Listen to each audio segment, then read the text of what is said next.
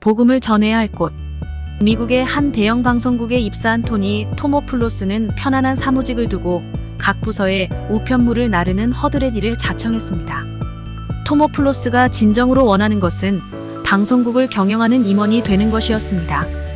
그러기 위해서는 한 부서에서만 일하는 직원이 아니라 모든 부서가 어떤 일을 하고 어떻게 돌아가는지를 알아야 했습니다.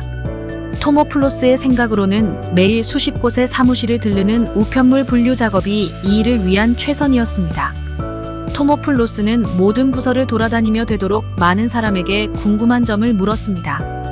그리고 단순히 우편물만 배달하지 않고 각 부서의 업무를 위해 필요한 능력이 무엇인지를 파악해 경영자라는 꿈을 이루기 위해서는 어떤 일을 배우고 어디로 가야 하는지를 하나님께 묻고 구했습니다.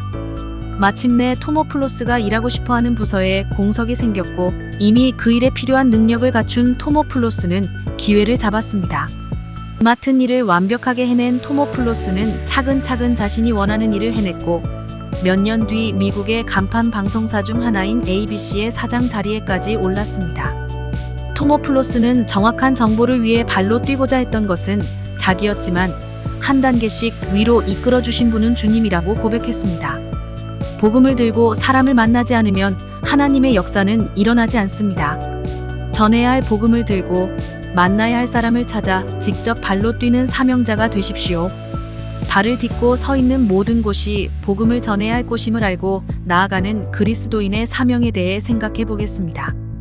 오늘의 말씀 이사야 52장 7절 찬송가 500장 515장. 좋은 소식을 전하며 평화를 공포하며 복된 좋은 소식을 가져오며 구원을 공포하며 시온을 향하여 이르기를 내 하나님이 통치하신다 하는 자의 산을 넘는 발이 어찌 그리 아름다운가. 우리는 예수 그리스도를 통해 구원을 얻은 그리스도인입니다. 십자가에 달리신 예수 그리스도를 구주로 믿어 하나님께서 베푸시는 구원의 은혜를 입은 우리는 이제 하나님을 위한 삶을 살아야 합니다.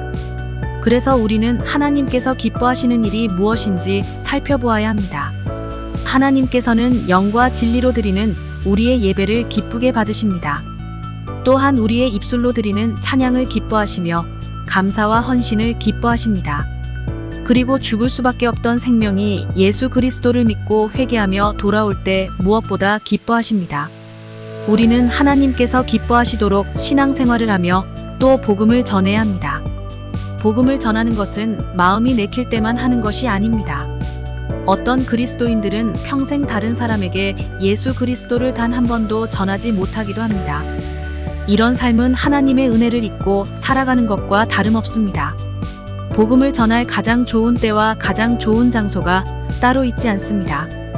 이 세상 속에서 하나님을 알지 못하고 죄 가운데서 방황하는 사람을 만나는 그 순간이 바로 복음을 전하기 가장 좋은 시간이며 장소입니다. 지금 발을 딛고 있는 그곳에서 죽어가는 생명을 위해 복음을 전하십시오. 지금 시대는 복음을 전하기 어려운 시대입니다. 하지만 복음을 전하지 말아야 할 시대는 없습니다. 우리는 힘들고 어려워도 우리를 살리신 주님의 아름다운 능력을 믿지 않는 사람들에게 전해야 합니다. 언제 어디에서라도 복음을 전하는 아름다운 전도자가 되시기를 바랍니다. 오늘의 기도.